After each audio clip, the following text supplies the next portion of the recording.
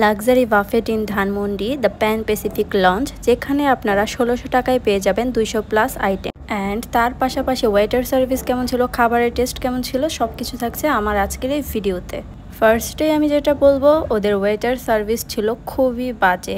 আর অনেকেই আছেন কোনো বাফেটে বা রেস্টুরেন্টে গেলে অনেক পিকচার্স তুলতে পছন্দ করেন, বাট ওইখানে ওই রকম ছবি তোলার মতো কোনো অত বেশি স্পেস ছিল না, অত বেশি কি ছিলই না স্পেস, সব জায়গায় শুধু খাবার আর বসার জায়গা ছিল।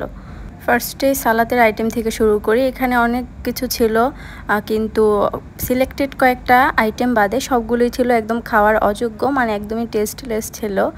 কিন্তু হ্যাঁ, তাদের ফ্রুটসগুলো অনেক বেশি ফ্রেশ ছিল। আমি এটা দিয়েই মনে হয় পেট ভরে খেয়ে এসেছি, তাছাড়া আমি ওই রকম আহামরি কিছুই খেতে পারিনি। তারপর চলে গেলাম, আরও বিভিন্ন রকমের আইটেম ছিল এখানে। এখানে ছিল 3 রকমের স্যুপ, থাই স্যুপ, তারপর ক্র্যাব আর স্কুইড, এইগুলো দিয়ে মানে সিফুড দিয়ে যেই স্যুপটা হয় ওটা কর্ন স্যুপ।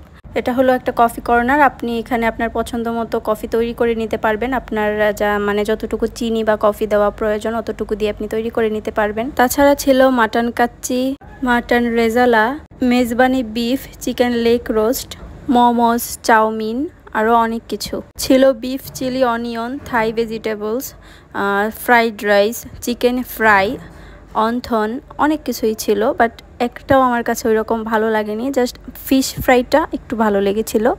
তারপর চলে গেলাম লাইভ সেকশনে। এখানে আস্ত একটা খাসি দেওয়া ছিল, তারপর চিকেন তান্দুরি, তারপর ক্র্যাব ফ্রাই, এটাতে এত বাজে স্মেল ছিল।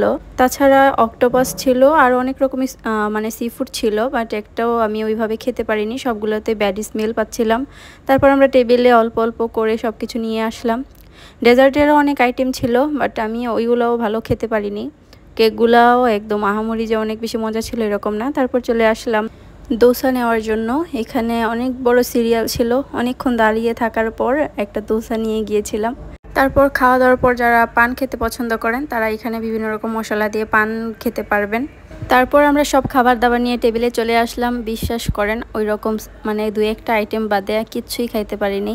আর এই স্যুপটা, ক্র্যাব ছিল আর অনেক রকম সি ফুড ছিল, এটা একদম সব থেকে বেশি জঘন্য ছিল খেতে।